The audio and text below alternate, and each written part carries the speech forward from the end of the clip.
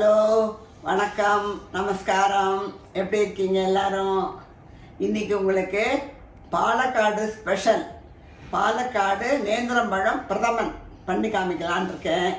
ஸ்வீட்டாக எல்லோரும் இருக்கணும், அதுக்காகத்தான். இப்போ அது வந்து என்னெல்லாம் அதுக்கு பொருள் வேணுங்கிறத நம்ம இப்போ பார்க்கலாம். அதுக்கு மெயின் ஐட்டம் நேந்திரம்பழம். நேந்திரம்பழத்தை இப்படியே கட் பண்ணி வச்சுங்கோ. நம்ம இதை வேக விட போகிறோம், அப்போ நான் அதை சொல்கிறேன். அப்புறம் அதுக்கு தேவையான அளவு வெல்லம். நான் வந்து இந்த ஒரு பழம் எடுத்துருக்கேன், நேந்திரம்பழம் பிக் சைஸு. அதுக்கு வந்து ஒரு 150 கிராம் வெல்லம் போட்டுங்க. அப்புறம் தேங்காய் வந்து வறுத்து போடணும் நெய்யில். அதுக்கு பல்லாக கீறி வச்சுருக்கேன். தேங்காய் போடுங்க. அப்புறம் வேணுங்கிறதுக்கு ஏலக்காய், முந்திரி, திராட்சை. அப்புறம் தேங்காய் பால். வந்து அந்த அந்த ஆர்டினரி பால் ஊற்ற வேண்டாம், கவு மில்க்கு. இது வந்து தேங்காய் பால் ஊற்றுங்கோ. தேங்காய் பால் ஒரு 150 ml எடுத்துட்டுருக்கேன். தேங்காய் பால், ஆமாம், ஃபஸ்ட்டு பால். அப்புறம் தாளிச்சு முந்திரி திராட்சை வறுக்கிறதுக்கு நெய். இதுதான் தேவையான பொருள், இன்க்ரீடியன்ஸு. நீங்கள் எந்த நெய் யூஸ் பண்ணுறீங்க யாரோ கேட்குறா? நந்தினி தான் நான் யூஸ் பண்ணுவேன் எப்பொழுதுமே. ஏன்னா நந்தினி தான் நல்ல வாசனையாக இருக்கும். நம்ம சாப்பிட்ட பிறகு நம்ம கையை விட்டு அது போகவே போகாது. ஒரு 3-4 ஹவர்ஸ் நந்தினி நெய் யூஸ் பண்ணுங்க. சரி, இப்போ நம்ம இட்லி பானையில் இந்த நேந்திரம்பழத்தை ஸ்டீம் பண்ண போகிறோம். மினிட்டெல்லாம் ஒரு 10 நிமிஷம் எடுத்து பார்த்தெல்லாம் பழம் வந்து இந்த தோலோட கலர் மாதிரி இருக்கும், ஒரு ஷைனிங் இருக்கும். அதுதான் அதோட ஸ்டேஜ். டார்க் எல்லோ ஆகிடும். ஆமாம், டார்க் எல்லோ ஆகிடும். தோலை வந்து ஃபுல்லாக நல்லா கனிஞ்ச பழமாக எடுத்தோம், இன்னும் டேஸ்ட்டாக இருக்கும் உங்களுக்கு. இப்போ நம்ம அது வேகட்டும். ஸ்டீம் பண்ணியிருக்கேன், பார்க்கலாம். நான் நேந்திரம்பழம் காமிச்சேன் இல்லையா, உங்களுக்கு பீஸ் கட் பண்ணி அதை நான் வந்து ஸ்டீம் பண்ணிட்டேன், வேக வச்சுட்டேன். பாருங்க, வெந்துடுத்து. இந்த ஸ்டேஜ் வெந்தால் போகிறோம். இப்போ நம்ம இதை எடுத்து மசிக்கணும். மசிச்சுட்டு உங்களுக்கு அடுத்த இது நான் காமிக்கிறேன். அதாவது லைட்டாக எல்லோவாக இருக்கிறது டார்க் எல்லோ ஆகும், அதான் ஸ்டேஜ். ஆமாம்மா, இது இப்போ பாருங்க, தொட்டால் இப்படி ஆறுது, கையாலேயே மசியாருது. இந்த ஸ்டேஜ் தான். 10 நிமிஷம், அதுக்கு மேலே வேண்டாம். நீங்கள் இது தொட்டு பார்க்க முடியாது, சூடாக இருக்கும். அதனால் 10 மினிட்ஸு கொஞ்சம் எடுத்துகிட்டு தோலை உரிச்சிருங்கோ. அதுக்கப்புறம் இப்படி கரண்டியால் நல்லா மசிச்சு விடலாம் நம்ம. என்னதுமா அது? நந்தினி நெய் ஊற்றிருக்கேன். நெய் கொஞ்சம், ஏன்னா தேங்காயும் வறுக்கணும் இல்லையா நம்ம, அதனால கொஞ்சம் இது ஒரு ஃபுல்லாக ஒரு டேபிள் ஸ்பூன் ஊற்றிங்க. இப்போ நம்ம ஃபஸ்ட்டு முந்திரியை போட்டுப்போம். அது லைட்டாக சவந்தப்புறம் திராட்சையை போட்டுப்போம். ஏன்னா திராட்சை போட்ட உடனே சவந்துடும், அதுக்கு அவ்வளோ நேரம் வேண்டாம் அதுக்கு. இப்போ முந்திரியை போட்டிருக்கேன், அது சவக்கட்டும். இப்போ கோல்டன் ப்ரௌனில் வறுத்துனுட்டேன், திராட்சையும் போட்டுனுட்டேன். இந்த ஸ்டேஜில் நம்ம தேங்காயும் போட்டுருக்கேன். எவ்வளோ தேங்காய் வந்து ஒரு பெரிய பத்தை போட்டுங்க போகிறோம். போட்டால் வாய்க்கு நெய்யில் வறுத்த தேங்காய் நல்லா தான் இருக்கும். அது எல்லாத்துக்கும் ஒரு லிமிட் இருக்கு இல்லையா.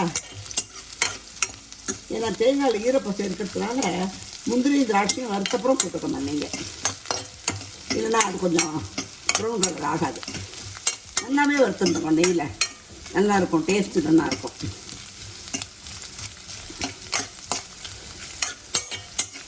திராட்சை குடமாக பொரிஞ்சுட்டு முந்திரியும் நல்ல அழகான கோல்டன் கலர் வந்துட்டு.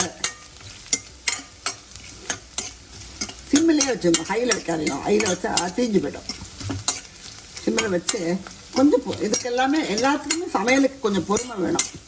அவசரமாக நம்ம பண்ணோம்னு வச்சோங்களேன், சக்ஸஸ் ஆகாது. கொஞ்சம் லைட்டாக பொறுமை வேணும், ஃபுல் இதுவும் வேணும். அதில் நம்ம இன்வால்மெண்ட்டு. இப்போ தேங்காயும் நிறம் மாறி எடுத்த பார்த்தீங்களா. இப்போ இந்த ஸ்டேஜில் வந்து நம்ம அந்த நெய்யோடையே சேர்த்து எடுத்து வச்சுட்டுடலாம். முந்திரி திராட்சை தேங்காயை வறுத்துனுட்டேன் நெய்யில். இப்போ இந்த இதுலேயே வெல்லம் போட்டுடுங்க. வெல்லம் போட்டு கொஞ்சமாக தண்ணி விடுங்க. வெல்லம் நல்லா கரையட்டும். கரைஞ்சப்புறம் நம்ம வந்து இதை பாருங்க, மசித்து வச்சுருக்கேன் நேந்திரம்பழம். இதை வந்து இந்த விழுதை வந்து அந்த வெல்லம் கரைஞ்சி ஒரு 10 கொதி வந்தப்புறம் இதையும் போட்டுடுங்க. போட்டுட்டு ஏலக்காயை போடுங்க. போட்டு நல்லா மிக்ஸ் பண்ணுங்க. ஒரு 10 கொதி வரட்டும். இறக்கிறதுக்கு கொஞ்சம் முன்னாடியோட தேங்காய் பால் ஊற்றினா போகிறோம். ஏன்னா தேங்காய் பால் ஊற்றினா ஜாஸ்தி கொதிக்க வேண்டாம். நல்லா கொதிச்சுன்னு இருக்கும்போது தேங்காய் பால் ஊற்றி நல்லா கலந்துட்டு கேஸ் அணைச்சிடலாம். வெல்லம் வந்து கரைஞ்சிட்டு ஒரு 10 கொதி கொதிக்கட்டும். அப்போ நம்ம சிம் பண்ணிவிட்டு இந்த விழுது வச்சுருக்கோம் இல்லையா, மசிச்சு நேந்திரம்பழம் விழுது. ஏலக்காய் பொடி எப்போ போடுவேன்? ஏற்கனவே இப்போ இது நேந்திரம்பழத்தை போட்டோன்னா அதையும் போட்டுக்கலாம். ஓ, நான் வெல்லம் கொதிக்கும் போது போடணும்னு நினச்சேன். போடலாம், ஒன்றும் தப்பே இல்லை. நிறைய நேரம் கொதிச்சா அதோட ஏலக்காயோட வாசனை கொஞ்சம் கொஞ்சமாக குறைஞ்சிடும் இல்லையா, அதனால கடைசியில் போடும். ஓ சரி. ஏதாவது பதம் இருக்கா வெல்லத்துக்கு? இல்லை இல்லை, பழம் எல்லாம் ஒன்றும் கிடையாது. கொதிச்சுட்டு கொஞ்சம் அந்த லைட்டாக ராஸ்மெல் இருக்கும்ல, அது போகணும், அவ்வளோதான். இப்போ நான் சிம் பண்ணிட்டேன். இப்போ நம்ம இந்த மசிச்ச விழுத போட்டுடலாம்.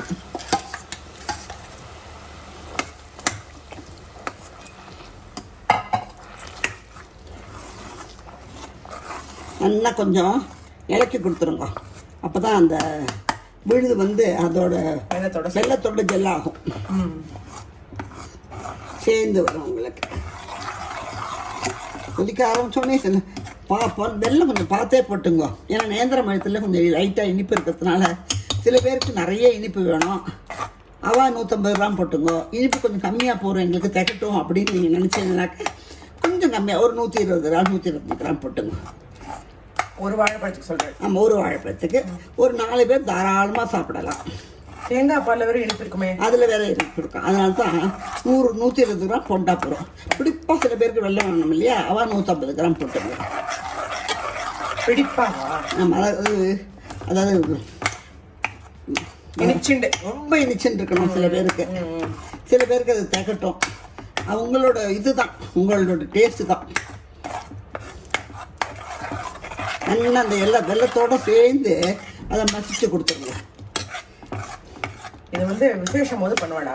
ஆமாம், நான் சில விசேஷத்துக்கெல்லாம் ஒரு 4 பிரதமன் 3 பிரதமன் 3 பிரதமன் கண்டிப்பாக இருக்கும். நேந்திரமழை பிரதமன், பாலடை பிரதமன், அப்புறம் இது அரிசி பிரதமன், சொல்லுவா அது சில சமயம்.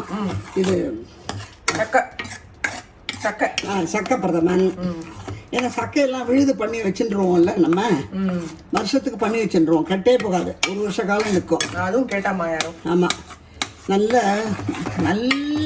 இது பண்ணிடணும், விரட்டிடணும். 1 வருஷ காலம் ஒன்றுமே ஆகாது, அப்படியே இருக்கும். ஆட்டி போலி போடுவாள். அப்புறம் இடிச்சு போஞ்ச பாயசம், இதெல்லாம் ஒரு 3 பிரதமர் கண்டிப்பாக இருக்கும் ஒரு சத்தினாக்க. இப்போ பாருங்க, நல்லா வெள்ளத்தோட சேர்ந்துருக்கு.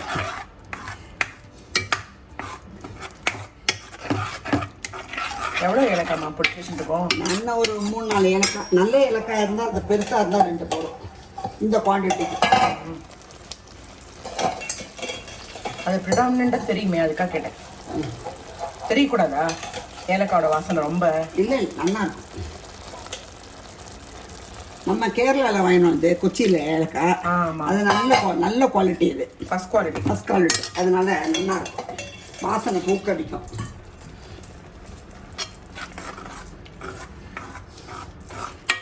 கொஞ்சம் அந்த மசித்த பாத்திரத்தை அலம்பி தண்ணி ஊற்றிட்டேன். அவ்வளோதான் ஊற்றணும், அவ்வளோதான். ஏன்னா தேங்காய் பால் ஊற்றின அப்புறம் அது இன்னும் கொஞ்சம் லிக்விட் ஆகும் இல்லையா, அதனால இப்போ நம்ம ஒரு கொதிக்கிட்டோம். இது ஏலக்காய் பொடி போட்டு, ஏலக்காய் போட்டு 4 ஏலக்காய் இருக்கும். 4 ஏலக்காய் இருக்கும். சின்ன சைஸ் தான் எடுத்துருக்கேன். ஏலக்காயெல்லாம் ரொம்ப நல்லது உடம்புக்கு. எருமல்லாம் இருந்துகிட்டே இருந்தானாக்கா அந்த ஏலக்காய் வாயில் தடவின்றதுனா எருமல் கண்ட்ரோலுக்கு வந்துடும். கடிக்கக்கூடாது, அப்படியே சூ பண்ணணும். ஏலக்காய் ரொம்ப மெடிசன். ஏலக்காய் பெரியவாள்லாம் எல்லாத்தையுமே ஒரு காரணத்தோடு தான் வச்சுருக்கா நம்மளுக்கு. நம்ம தான் பாதி நேரம் அதை புரிஞ்சுக்க மாட்டேங்கிறோம்.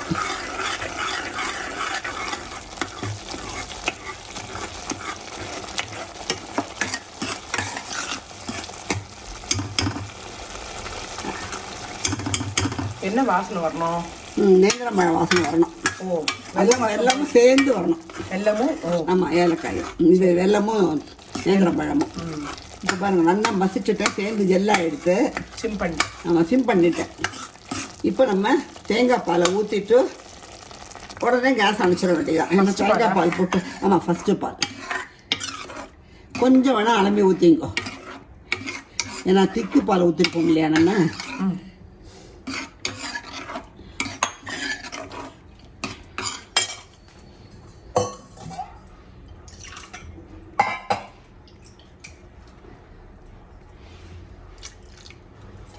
இப்போ விசேஷம் எல்லாம் வருதே பண்ணலாம்ல. நேந்திரம் பழம் தான் எப்பொழுதும் கிடைக்கிறத. சக்கை வந்து விழுது இருந்தாலும் எப்பொழுதும் பண்ணலாம். விழுது இல்லைனாக்கா கொஞ்சம் சக்கை சீசனில் தான் பண்ண முடியும். ஏன்னா அதெல்லாம் சீசனல் ஃப்ரூட் தானே. இல்லை இப்போ சக்கை என்ன சொல்கிறீங்க, ஜாமு அப்படியே கிடைக்கிறது ஸ்வீட் ஷாப்லாம். ரொம்ப நல்லது. பண்ணுறதுக்கு சோம்பேறித்தனப்பட்டால் அதை வாங்கிட்டுலாம். அடைக்கெல்லாம் பிரமாத காம்பினேஷன் பாருங்க. சேர்ந்த மாதிரி வந்துட்டு பற்றியில கொதிக்க ஆரம்பிக்கிட்டோம். நம்ம கேஸ் ஆரம்பிச்சிடலாம். அதாவது பதையணும் இல்லை? ஆமாம், ரொம்ப மலமலன்னு கொதிக்க வேண்டாம். மோர்க்கூட்டல் மாதிரி. ஆமாம்,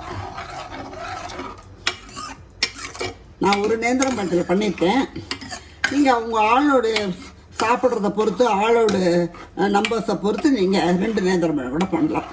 அதுக்கு இதை மாதிரி இதெல்லாம் இன்க்ரீடியன்ஸ்லாம் டபுளாக போட்டுங்க.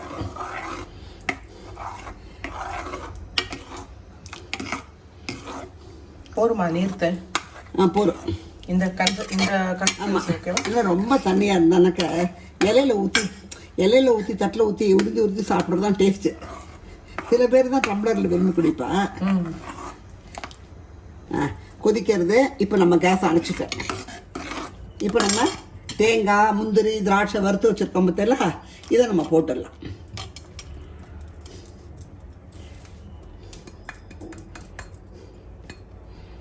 மொத்தமே 1 டேபிள் ஸ்பூன் தான் நெய்யா?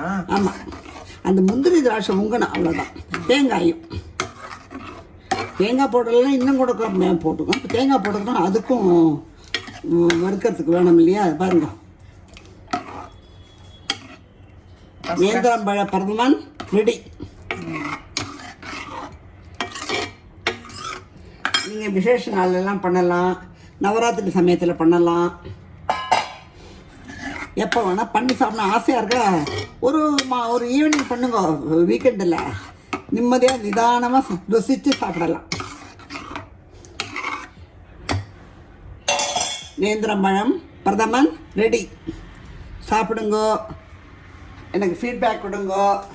நெக்ஸ்ட் ரெசிபியோட நான் உங்களை மீட் பண்ணுறேன். பாய்.